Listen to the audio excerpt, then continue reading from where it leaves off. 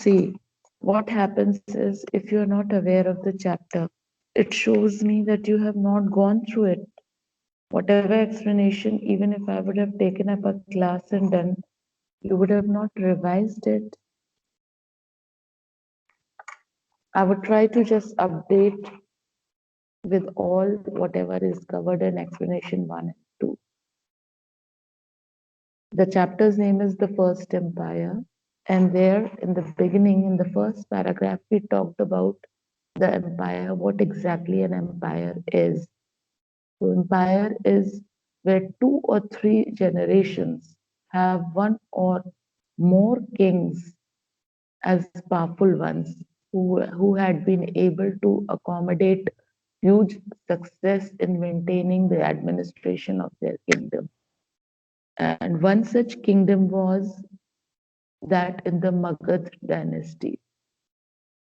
Now, what is dynasty? Dynasty is when one king, after his death, his son takes up and he is also very powerful.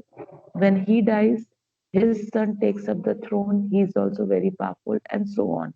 When 2, 3 powerful kings of a particular dynasty rule the kingdom, then that kingdom turns to be called as empire.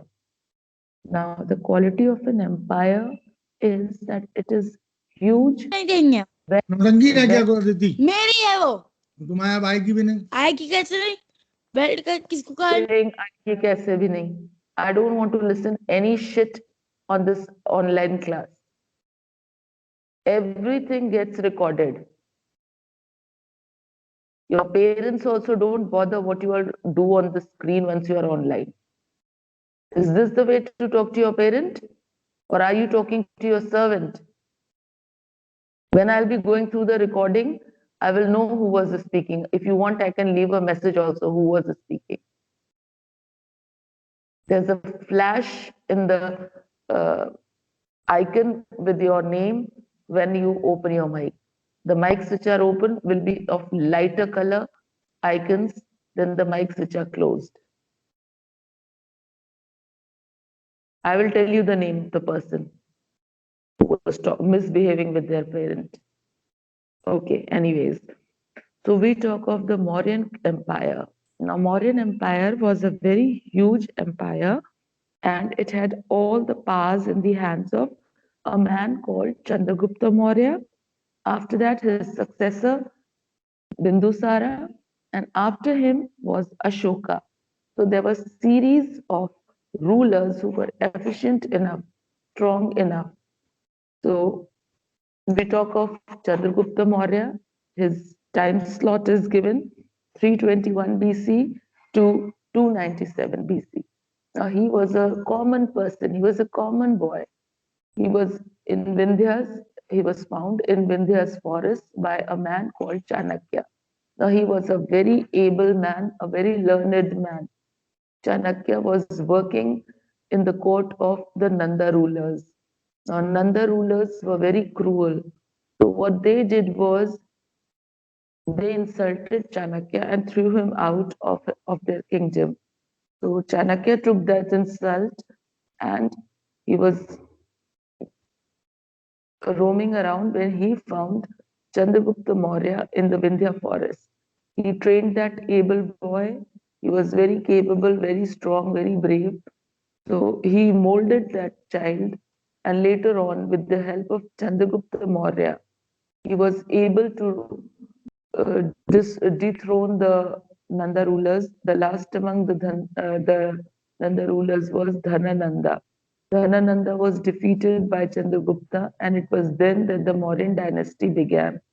Now, once the Mauryan dynasty began, Chanakya kept working under Chandragupta Maurya, and he became the able minister in his court. He was appointed as the chief minister in his court, in Chandragupta's court. Then we talk of Chandragupta's campaigns, what all he did. He made a huge empire, he extended his territories in all the directions. He even crossed Indus and the Punjab, and everything was conquered established, and while he was making his expeditions, he came across another person known as Seleucus Nicator. Now, Seleucus Nicator was an able general of Alexander, Alexander the Great, about whom we read in the previous chapter, who had visited India and he defeated Porus in a battle.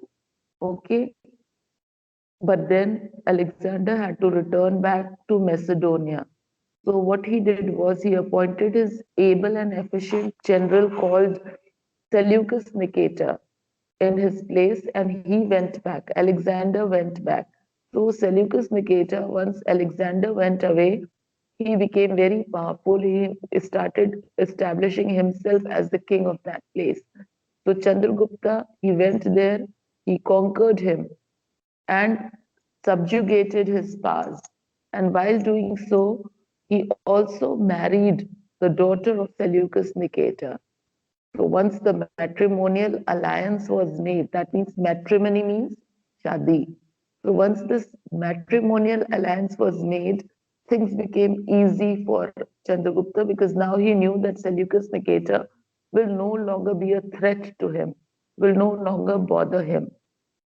Then we talk of the sources. From where do we get this information? We get this information basically from two accounts. One is Megasthenes Indica, and the other is Chandragupta's Arthashastra. These are the two books from where we get the knowledge of the present chapter, what we are reading. Every information that we are talking of is written in those books. So these two books were written by Megasthenes and I said Chandragupta, it's Chanakya. So it was Megasthenes and Chanakya who wrote these two books.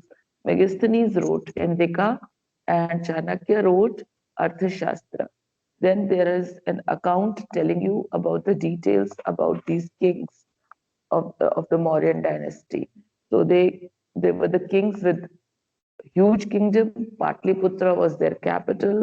King was all in all powerful. He worked with his able ministers, and they had huge palaces, they had huge army, the infantry was good, they had elephants, they had chariots. Ma'am, your voice is lagging. Child, if you are not bothered to go through the explanation which I did earlier, then this is just the same what I'm doing just now. If you're not able to hear me, I'm sorry. Okay. If you're really interested, you could have gone through explanation 1 and explanation 2, but it shows me you're not interested, so it's okay. Then we talk of the administration.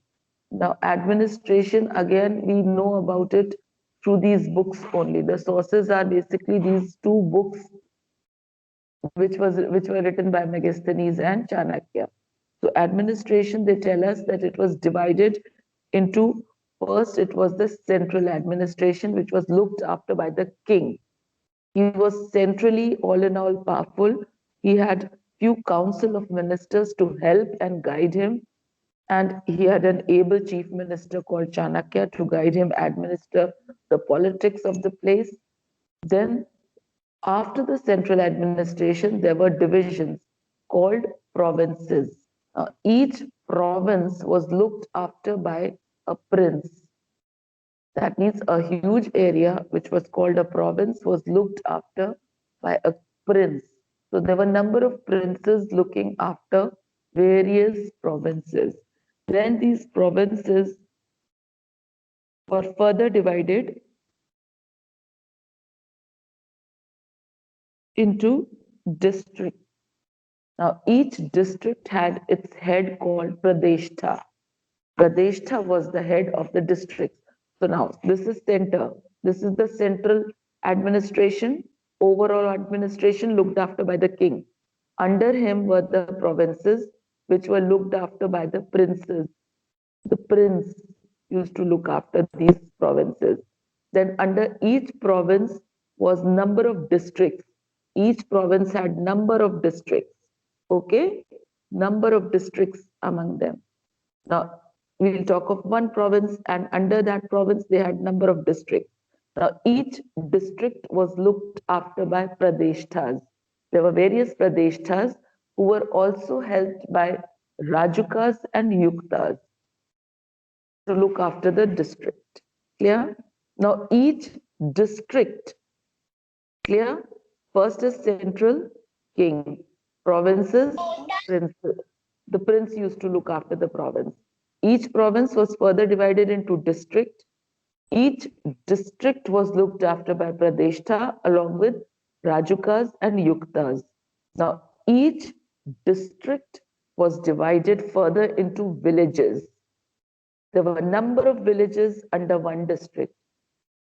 There were a number of districts under one province. There were a number of provinces looked after by the central king. Got it? So now let's talk of the villages. Now each district had number of villages, all villages, all villages, all villages, all villages. So each district had number of villages. These villages were looked after by the village headman. Okay, is this much clear to you all? I have tried to be very elaborate. Yes, ma'am. I did. Okay. Yes, ma'am. Then, good. Then we talk of taxation. Now there were taxes levied on these on these people who were living in the kingdom. They had to pay the land tax. Apart from that, there were forest taxes, there were sales taxes, and various other taxes.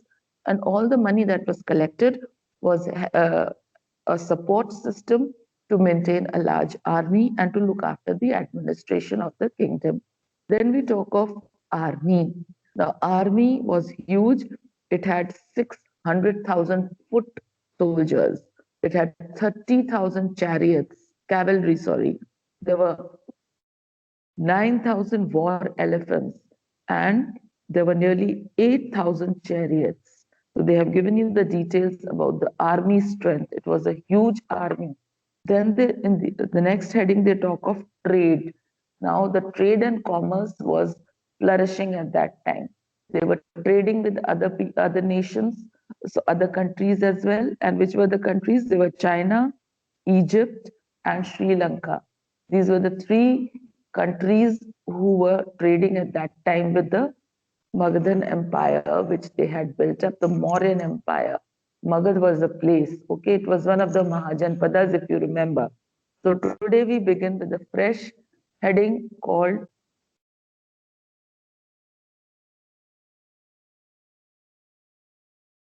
Bindusara. Is this much clear till here? Yes, ma'am. Yes, ma'am. So we take Bindusara. Bindusara extended the Mauryan Empire as far as Mysore. He defeated and annexed 16 small kingdoms. The only state that was left out was that of Kalinga. The kingdoms of the extreme south were friendly, so he did not annex them. During Bindusara's reign, the Mauryan administration functioned smoothly. The empire had good relations with Greeks, Syrians, and Egyptians. So now they are telling you it was during Bindusara's time that the kingdom was at its peace. He had nearly occupied a huge area through Chandragupta Maurya, his father. He had built up a huge empire, and Bindusara was just supposed to look after that empire, which he did very efficiently. You can see this map. Everything, this is the extent of the empire during Ashoka's time, they are saying. So it was Bindusara's time that everything was occupied, leaving this place called Kalinga. Only Kalinga was a small area which they could not conquer. Okay, this is what they have told you here. Rest, every other part of India was very peaceful, was occupied and annexed by Bindusara and his father Chandragupta Maurya. Now he had lovely relations with Greeks, Syrians, and Egyptians. Okay. Now we talk of Ashoka. Okay, in our next chapter, next when we meet, I'll be sending you the explanation about Ashoka. Thank you. Thank you. Bye, ma'am. Have a nice day, ma'am. Bye, ma'am. And please, I request you all, listen. I request you all that please make an effort to go through. Thank you, ma'am. Bye, ma'am. Okay, ma'am.